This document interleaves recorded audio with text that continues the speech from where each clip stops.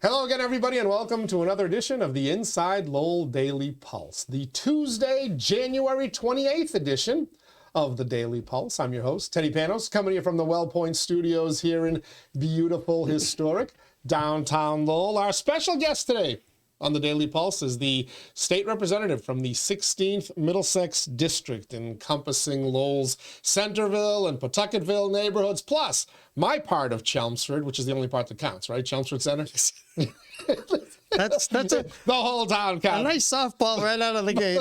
But State Representative Rodney Elliott is joining us here. Thank you for joining us. Yeah, good morning, Teddy. Good, nice to see you again. And I'm a little nervous, every territory in my district, so I got to be careful on That's that. Right. You're now speaking to a constituent. I am speaking to a constituent, a good constituent, by the way. But no, thanks for having me on. It's been a while. It's been too long, so yes, it has. This a little frequently. But very timely, especially with the news last week that the Rourke Bridge bids were unsealed, and then you actually revealed the actual numbers.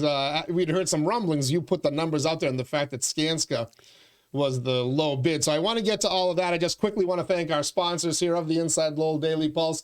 Of course, Real Estate Ray Booten, licensed realtor in Massachusetts and New Hampshire, certified appraiser in both of those states as well. If you're looking to buy or sell a home or a commercial property, Real Estate Ray Booten is your man. RealEstateRayBooten.com. Thank you as well to our friends at WellPoint. WellPoint is the only healthcare plan offering healthcare benefits exclusively to Massachusetts GIC members. At WellPoint, your whole health is their whole point. We thank WellPoint. We thank Ray. Got a bunch of other sponsors. We'll thank them in a couple of minutes. All right, let's get right to it, though. Rourke Bridge, $273 million. Today. Why do I have a feeling that's going to go up? But let's talk about that. How did that project go from, 50 million a decade ago? I get it, COVID. But even up until October of 2024, there was a Lowell Sun article, and we put stuff on Inside Lowell citing, anywhere from $160 to $200 million for the new Rourke Bridge. Me being me, I'm like, all right, that means 210. Sure. How the hell did we get to 273? Teddy, I couldn't tell you that other than, I think everybody anticipated, given the economy, given materials, since COVID, the economy is not what it once was. I don't claim to be an economist either, but the cost of construction, the cost of doing business, regrettably, as a business owner, is going up, and those are inflationary measures that are contributing to it. I don't know all the other factors that are contributing to it, but I think we knew. I'm sure Mass DOT was a little bit surprised as well, because if you look at the report that was that I put on my website, and you were kind enough to put it up as well, the results at the top of that page indicates that Mass DOT thought it was going to be about 206. That was the estimated price. So the problem, the longer you wait, everything gets more expensive, unfortunately. Now, 273 was the low bid. And remember, not to get into the weeds, but there are two ways that bids are evaluated. One is clearly the low price, but the second one is a technical rating. And that is, it's a rating that's factored into the formula. So you get low bid, and then if you have a poor technical rating, i.e. on the way that you do business or your performance, then, that effectuates the final outcome. So Mass DOT will evaluate the review performance bonds. They'll evaluate, experience ratings. The state has a rating criteria, and they'll make that final decision on March 25th is when things are supposed to happen. So how do we get to 273? I don't know, but I'm glad it's better than 289. But I've been accused of being a cynic, so I did note that Congresswoman Trahan has talked of bringing $180 million in federal funding, and I do understand that the governor has okayed a $100 million bond authorization, which is the state can borrow up to $100 million, correct? Sure. So Senator Kennedy, when they did a transportation bond bill a number of years ago, included $100 million in there. He initially put in $70 million, and then he was able to increase that to $100 million. So that's authorization. We got to get that money appropriated, and then the Governor Baker at the time, with through the Bipartisan Infrastructure Act. and Congresswoman Jahan, they dedicated $194 million, I believe. And again, I've asked Mass DOT for a full breakdown on these costs, and I will get that to you. So a cynic might think, all right, let's say we got 180 or 190 coming from the feds. We got another 100 potentially from the state. Quick math, 280, 290. Hence your 273, or the two other bids, $298 million and $299 million. Yeah, 298, right. If I'm just curious, if Senator Kennedy's bond was just 70 million, would the price have come in at 250? Well, that I don't know. I mean, I think these contractors, they do, they do bridges all the time, right? And, I know some folks have said, there are, there's some, the seating areas, they're nice, but do we need them? I think I still have that photo up there as well. Yeah, right. There are lights that are part of it. And, if look at, I don't know how we've been waiting over 40 years for this bridge. So if the state has to, and I know we're all taxpayers, but if we can build an absolutely beautiful bridge like this, and it may cost, more than, I say, if we're going to do it now, let's do it. Because when they did the Rourke Bridge the first time, the temporary, remember, I'm probably old enough, unfortunately, to remember that, and I believe it was Gus 𝐶𝐞𝐲, Councilor 𝐶𝐶𝐞𝐲. I don't know if he was the mayor at the time, but they built the bridge, and then there was no way for the pedestrians to walk across. So then they had to go back and put a little cage. Put that claustrophobic cage that you have to walk through. Yeah. So I do think it's a lot of money. I don't, this increase in estimate in total cost of the bridge, this will not stop it. We are going to ensure that this goes through. So that's my follow-up. Is it going to happen for this price tag? Well, that's going to get, culture shock, unless you compare it to the Bourne and Sagamore bridges, which are $4.5 billion combined. But, right. I'm sure you want this. This is your district. This is your city, right? Everybody in Lowell wants it. Right. If you're representing another part of the state or whatever, you're looking and going, man, we get an extra 70 million or something for this thing. And quite frankly, these construction projects, this is not an isolated case throughout the Commonwealth. It's throughout the nation, quite frankly. Whether it's labor shortages or materials, unfortunately, it's complicated. But the governor, we're going to make sure the governor, this will be in the capital plan. That's what it's all about. You're going to get authorizations, you can get money. And by the way, that infrastructure money came to the state. That's block grant money that goes to the state. And before the governor left, he dedicated that money to the Rourke Bridge. So we're in good shape. We need to sharpen our pencils and make sure that additional funding will be included in the capital plan, but this thing's moving forward. All right. All those little curves, I get the bend to land on the other side of the river, but do we really need those pretty little viewing areas? Yes, we do, Teddy. We've been waiting 40 years. A steel beam is much more cost effective than a beam that curves in 3 different. Okay, so by the way, do we need 3 of those little viewing areas? By the way, before I go any further, so this is what they call a design build, right? So there'll be value engineering as they go through. So do I think it's going to, is that price going to come down significantly? Probably not, but Lowell High was a value engineer thing too, to design. That's for the next. That's for the next show. But I do think that there will be. I do think there'll be savings as they go through, because, as you mentioned, that it's a lot of lateral. Most of it is just a straight bridge, but again, the bridge is being constructed. You can see the pilings and the columns because the Merrimack River, believe it or not, you perhaps remember from the whole, try to get the Olympics to Boston, the current and the length of the straight run is very appealing, and you have seen it. I've experienced it. My constituents do, to these rowing regattas. They're very popular. And Lowell is, which is one of the reasons why I got a $50,000 earmark, and it's in the bond bill, for the Merrimack River Rowing Association. When I was on the council, they came to us and said, "We've outgrown our program. We want to build a facility. We want to put a restaurant. We want to have sort of a multi-purpose a little bit further up the river." I hope that happens. I have to get some money appropriated to start that assessment, but. that kind of speaks again to, the complexity of that bridge. All right. The budget looks tight. The governor released her budget. It's a hefty budget. There's some tax increases in there. Jim, just a few. No. She said no. I don't know. My candy's going to get more. I didn't like the candy tax. I can't. There's other. See, I called it a tax because it is a tax. You can't just, something that was not taxed and now it's included as a food is tax. I don't understand that, but we'll have to see as it goes. It's a tight budget. Yep, very tight.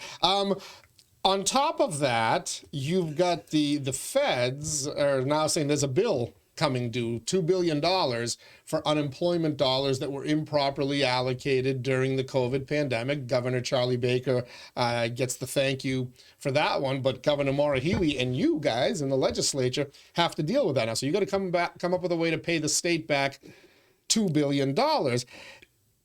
Just this morning, the president put a freeze on all federal grants and funding. And there was an interesting line in there that really kind of zeroes into Lowell, Massachusetts, because he talked about this includes NGOs, non-government organizations, or as some folks like to call it, the nonprofit industrial complex. A lot of money's been distributed in ways that may or may not comply with federal laws. I'm thinking about benefits that have been given to migrants, illegal immigrants, however you want to word them, emergency shelters that have been set up, and $1.2 billion just last year alone, right? And God knows what that number is going to be this year. And I mean, how much of, I wonder if the federal government, if they start looking into this, could they come to you guys and say, well, you misused the unemployment funds, you also misused these funds. We want to claw it back. Yeah, I heard that this morning as well about the grant and entitlement programs being, they're all going to be evaluated. But there were three big questions in there. Let's go to the budget first. The budget's going to be tight. And it's, to me, I attend they call them the consensus commission hearings, which is Ways and Means.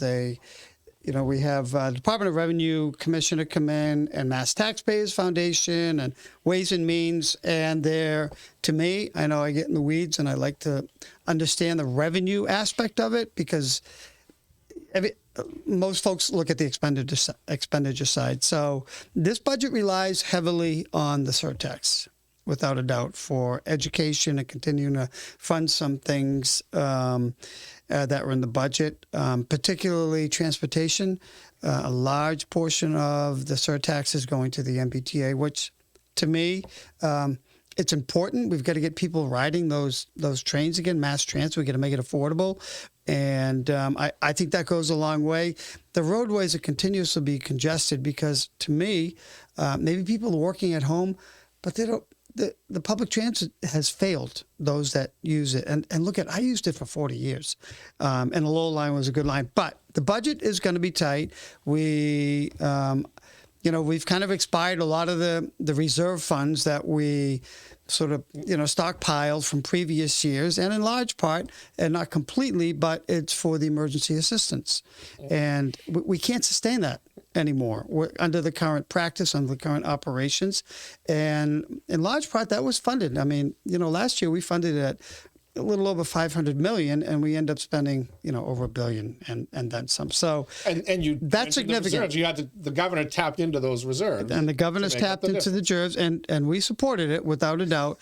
But there's another supplemental that the governor's looking at, and I know Ways and Means chairs and people saying, "Wait a minute, there's got to be some changes. We cannot sustain this anymore." And so that's going to be that's going to be interesting in the next month. Actually, the funds run out at the end of this month. So how likely is the governor's version of the budget to pass? The governor's budget.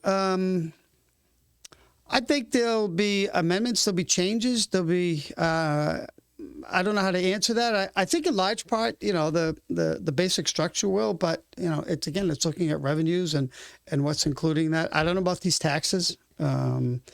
excuse me, these changes. I don't think there's any appetite. I don't have any appetite for it, quite frankly. So it'll be interesting to see generally, what happens. Where you're in the House of Representatives. They're generally the ones that hold the line on these types of things. The Senate is like it's a free for all. I don't think they've been a tax they didn't like. Right. But at some point, there's some give and take. There has to be some. By the same token, it's got to be a balanced budget. It's not like the federal government. It's like the municipalities. It has to be balanced. And I think, kind of a significant, as I mentioned, the surtaxes and some of these increases. So we'll know more. Ways and Means does a tour throughout the state and get input from, all the entities, all the agencies. But, we're entering into a busy season. All right. We're chatting with State Representative Rodney Elliott, represents the 16th Middlesex District, Pawtucketville and Centerville neighborhoods, as they're called here in Lowell, Chelmsford Center, the Westlands, where I live as well. We're going to continue our discussion. Just want to quickly thank our sponsors here of the Inside Lowell Daily Pulse. Of course, Real Estate Ray Booten. If you're looking to buy or sell a home or a commercial property in Massachusetts and New Hampshire, Real Estate Ray Booten is your man. RealEstateRayBooten.com is the web address. Of course, we're coming to you from the WellPoint Studios. At WellPoint, your whole health is their whole point. Washington Savings Bank, banking that feels like home. Make the switch now to Washington Savings Bank. I was actually in there doing some business yesterday, and it felt like home. As a matter of fact, a very nice young lady behind the counter told me she's a big fan of the Inside Lowell podcast. TMI Properties, quality and value at every price point. Find your perfect space with TMI. Mahoney Oil, providing warmth and protection to Greater Lowell and Southern New Hampshire since 1925. Do the math. It's January 28th, 2025, 1925. That's a century. Great company, great organization. Even better people, do so much behind the scenes. Speaking of good people, the Greater Lowell Community Foundation, improving the quality of life in Greater Lowell through strategic, impactful philanthropy. Francis C. Preventure Insurance, the agency Greater Lowell has counted on since 1982. And by the Massachusetts Pirates, bringing all the hard-hitting action and excitement of arena football to the Mill City. And that's why I broke there, because I wanted to do a little segue to football. You're a football fan, in particular a girls football fan. It's actually flag football is growing. You referee games? You officiate? I don't do flag football games. I don't do girls flag football. I do high school boys and girls soccer, and I do. We're in the middle of. I thought I saw you in a ref's jersey. You did see me in a ref jersey. Okay. Absolutely, I do high school. I do high school basketball. We're in the middle of the basketball season, and then in the spring, I keep busy and I do women's lacrosse. But I've become very engaged with girls flag football. It's a growing sport. I believe it's in the 2028 Olympics, right? It's part of the Summer Olympics? It's in the 2028 Summer Olympics. You're absolutely right, Teddy, which, my staff, Stephanie Barr, the best staff person on Beacon Hill, and I really mean that. She's very involved in it. And, for the last couple of years, the first term, we were working with the New England Patriots, which are essentially the sponsor to engage high schools to consider this as a club sport first, which is what it is now, and then as it expands, make it a varsity sport. So within 1 year's time, and we did a lot of outreach to area community schools, and the Patriots did. It grew from 8 teams to 23 teams. So, and I have engaged Maya, the Massachusetts Interscholastic Athletic Association, but that's a mouthful. And they put it on their agenda, their annual agenda, and they denied it, which makes absolutely no sense. I'm very passionate because 2 things. It engages young ladies who typically have not played a sport before. And a prime example is the Greater Lowell Vocational High School. They had a tryout. They had 87 young ladies try out, and they had 1 team. They ended up expanding it into 2. Never played a sport before. You've got to go to a game because it's a venue. There's 4 games that are being played on a Thursday night. The attendance, the parents are so proud of these girls that never participate. They're not in a feeder system. They're not in a feeder sport. So that's first and foremost. I was very disappointed. I've written MIAA. I've asked them to reconsider. It costs virtually nothing, Teddy. The Patriots will pay a stipend for a coach. The Patriots will provide uniforms and equipment. The equipment is very marginal, flags, and they will coordinate it. So I get it's very, very territorial. That's all it's about, and I'm going to stop there because I could really get into it. But there was, if you look this past weekend, there was something. My staff went and played national championships. Merrimack Valley was very well represented. That was down in Tampa. I hope Florida, people right? get it with all this concussion protocol stuff. It's a non-contact sport. I think we need to move in that direction. Yeah, we could do an entire podcast on the MIAA. I've got Yes, we could. Decades we of will, hatred please. of them. I would love to come in. So I found their reasoning for it fascinating. One of the things that they use to vote against it, again, even though it is growing to the level where it's become an Olympic sport. Now, granted, everything becomes an Olympic sport. And by the way, colleges are offering scholarships for this in other states. Right. So, but they said, well, we don't want to take away from the other sports during that season, which I believe would be played in the spring season, not in the fall. Correct. That was kind of the proposal. It is. That's when they do play. It's never stopped them from increasing participation in sports, especially girls' sports. You're the father of two girls. Two girls. I get three granddaughters. Strike that. I get four. Yeah. Congratulations. Yeah, by the thank way. you. You've got Thank another you. grandchild on the way. But I thought we were supposed to be increasing opportunities for women in sports, and this is a great place to do it, as you point out, in a non-contact sport. The collegiate school over on Middlesex Street, they don't have track. They don't. I don't know what sports they have. But they were very excited about this because, again, girls that have not played a sports, that means they don't have training. They haven't gotten engaged in any sport.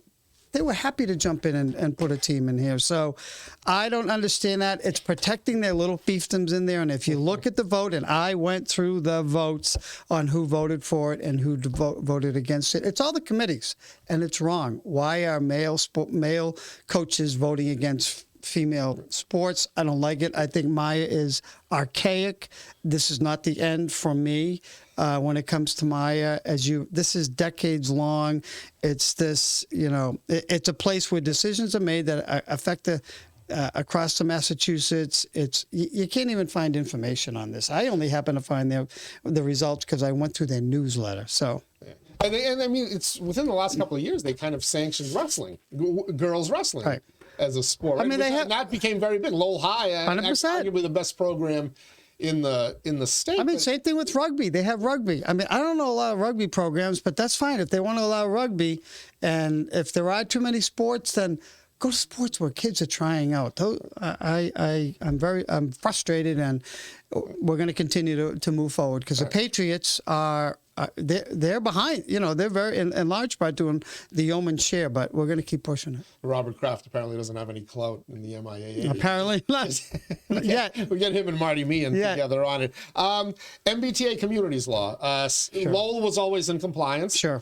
But the state had to go back and kind of rework some things according to the state Supreme Court ruling, which Governor Healy's administration has done. New guidelines. Lowell still falls under them. That doesn't affect anything that Lowell has done or will do. Correct. In regards to MBTA communities? Sure. So letters that were sent out last week to the city of Lowell, because we get copied on them as a member of the legislature, as well as Chelmsford. My community, Chelmsford, are both in compliance. Okay. Yeah. I was just going to ask, what about Chelmsford?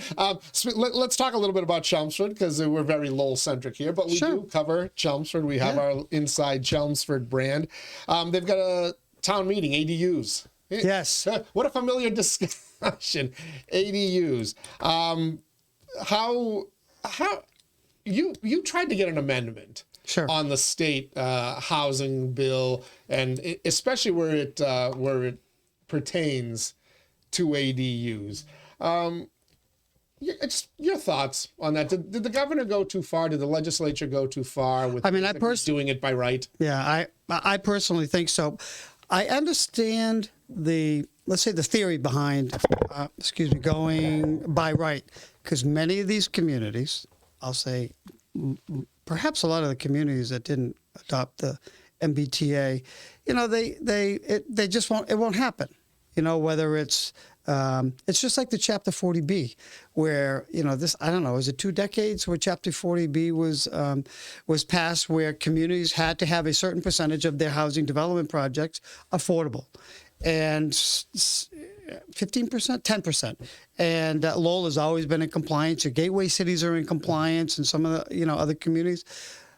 But to me, the way they sidestep is these communities don't have wastewater. So, they say, well, we don't have septic, we can't do septic. Anyway, back to ADUs. I did file an amendment to make it a local option. Communities like Lowell and Chelmsford and so many that allow ADUs, it's by permit. You have to have a permit and you have to meet the requirements of a zoning law. Now, to me, it's kind of a free-for-all. I think they went too far. I don't know why they didn't allow for the local options, other than many of these, I'll say, wealthier communities perhaps wouldn't allow them. Does the MBTA communities law go too far in your thoughts? We've seen a lot of pushback from it, and now we finally got the SJC ruling on it. But as you said, this does create certain challenges for communities that aren't ready for a lot of this stuff. Does that go too far, too quickly? For a city like Lowell, who we're able to accommodate because mass transit, because we have the Gallagher terminal right there, communities like Chelmsford, they're doing developments, and you can incorporate it into that, very large development in North Chelmsford, and others. Maybe I know, 𝐸𝐴𝐽𝐾𝐻, for instance, it's presenting challenges because it does, if your community is not equipped for things like, to handle the educational component, that places a great burden on it. But in large part, I know there's still been an extension of time. So I do think we have to continue to work towards creating more housing, not just affordable housing, more housing.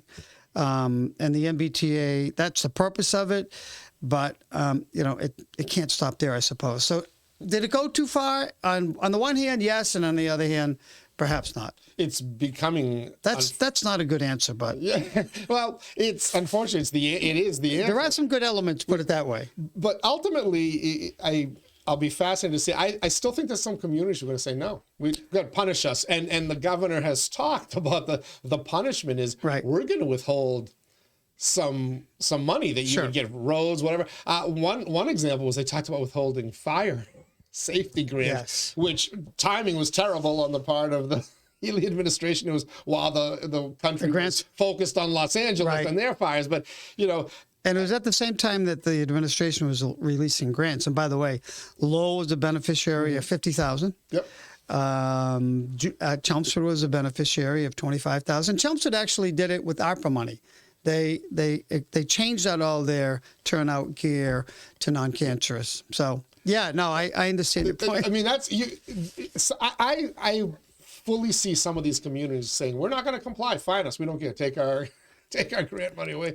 And those communities are the wealthier communities, which is, it's an unfair burden, which perhaps is the reason why we're there, that your gateway communities, your communities that are in compliance, and these communities just kind of, snub their nose and say, go ahead, we won't take it. We won't take the money.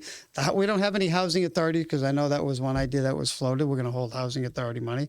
Oh, that's fine. We don't have any housing authority, so that's not going to bother us, So it's disappointed. I think it was Milton and Needham. I mean, they're very, very, wealthy communities. And draken, not so wealthy. But I'll be curious on the second go around. But all right.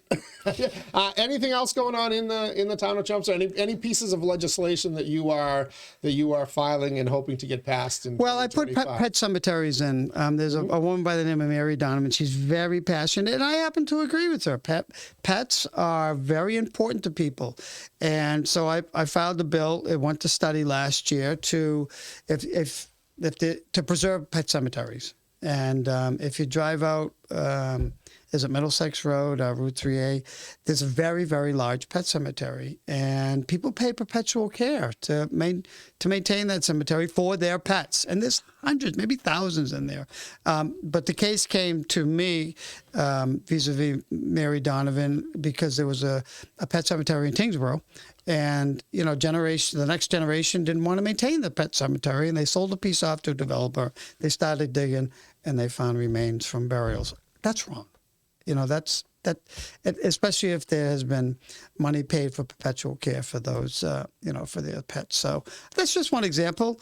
But we're going into a busy, you know, legislative season. I filed 19 pieces of legislation. Some, you know, one about, you know, acupuncture. Some folks asked me to file acupuncture that be covered by insurance. It seems to be a remedy for people that have some serious back, neck, shoulder problems. So, you know, we'll see. Why does it take so long for you mentioned the pet cemetery thing. You'd think that would be a simple, yes or no, right? Simple. Well, it had to go to study.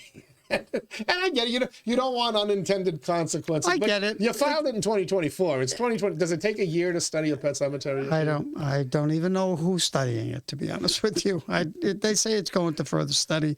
I don't know what agency would do what Scooby. But you know, I understand it's about property rights, and you don't want to offend blah blah blah. I don't know. I mean, there are, you know, between the Senate and the House, 7,000 bills being filed, everything from A to Z, which, you know, I understand, but and some good bills like, you know, like the turnout gear, PFAS, no more PFAS in, you know, turnout gear for firefighters. That makes all the sense in the world. Big bill. So that'll be another session if we want to talk about how long and why it takes so long. However, there is an effort to change rules on both House and Senate. There's an effort by the House side. Let's get rid of the joint committees, because if one chairman doesn't want to move a bill on the Senate side and the other chairman and or members does, and it becomes this friction and it goes nowhere. So but you know, that dates back to 1935 when they created those two laws. So we've got to change our rules. Why do we have to wait till the end of a session to report bills out? Why can't we start reporting them out, you know, in a more timely manner? So, you know, that's where it starts. We have subcommittee meetings at Lowell, and something was referred there, you know, a week or two later, it's back before the council. Doesn't work that way. I don't know if I shouldn't be thinking rationally at this point down there, but not up on Beacon Hill. All right. Lots of stuff covered. Keep us posted on the Rourke Bridge stuff as we go along. Yeah, sure. I know the governor filed a bill, or an executive order. I don't know, I get confused, regarding non-disclosure agreements. I know that's a big deal with the auditor, but I had done the same thing in the Lowell City Council. You know, we're not going to use taxpayers' money for non-disclosure agreements, and the people are entitled to know. So I know that was just today. It was interesting. The governor sent a press release yesterday, the day before the auditor sent a press release saying we're releasing our findings. But to be clear, for those who like thinking this is going to go back to question one, this is actually Governor Healy is banning NDAs in terms of the executive branch. This is the legislative battle is still going on. Yeah, no, the legislative battle is going on, you know, at the leadership level. And I know the auditor is looking for information. I think at some point, I hope we come to some balance between what is constitutionally allowed and still allow us, the legislature, to do the job, and to give, you know, to live up to the promise of question one that passed by 72%. So, you know, should we be audited? I know we are audited. Should there be more in-depth? I know on the city council, when I chaired the finance for, I don't know, 22 of my 24 years, we'd get reports from the auditor. Sometimes the reports were, you know, the findings were a paragraph, and we'd hold meetings and we want to know a little bit more about it. How do we fix it? What's going right and what's not going right? So if there's nothing wrong, then, you know, all right. Give the people the information. We'll end it there. State Representative Rodney Elliott, thank you so much for joining us here on the InsideLowell Daily Pulse. We'll come back. Definitely going to do an MIA show. Absolutely. I've been itching to do that one for 50 years plus. You know, and I'll bring some good information and, you know, some chances that we should, how to change things and let's shine some light down in the MIAA, because it is dark. Who oversees them, by the way? There's an executive director. But do they fall under the executive branch, or what is it? The Department of Education, the State Department of DESE, or whatever it is? I need to confirm, but that's going to be the teaser, so I can come back and lay that all out. All right, we'll make a date. Thank you so much. Thank you to State Rep Rodney Elliott. Thank you for joining us here on the Tuesday morning, January 28th edition of the Inside Lowell Daily Pulse. Tomorrow, going to be joined by Lowell City Councilor Paul Ratayem. He's got a couple of motions on the City Council agenda tonight. Plus, he's been right in the middle of this Smith-Baker Center controversy, plus the nonprofit organization he was a part of trying to save Smith-Baker. We'll get into that with Councillor Yem. Thursday, we'll be joined by Madame President Danielle McFadden from the Greater Lowell Chamber of Commerce. We'll get her on the usual insanity that I drag her into, but she's also a candidate for Lowell School Committee, running an at-large race. We'll talk to her about her candidacy and the issues that she wants to focus on, should she be successful. And then on Friday, Jo Marie Buckley from the town of Tewksbury will join us. We'll focus on Tewksbury, but we'll drag her into the usual insanity as well. And she's a more than willing participant. She loves to dish it out. I love that. Thank you for joining us. Till next time, stay safe and stay warm, everybody.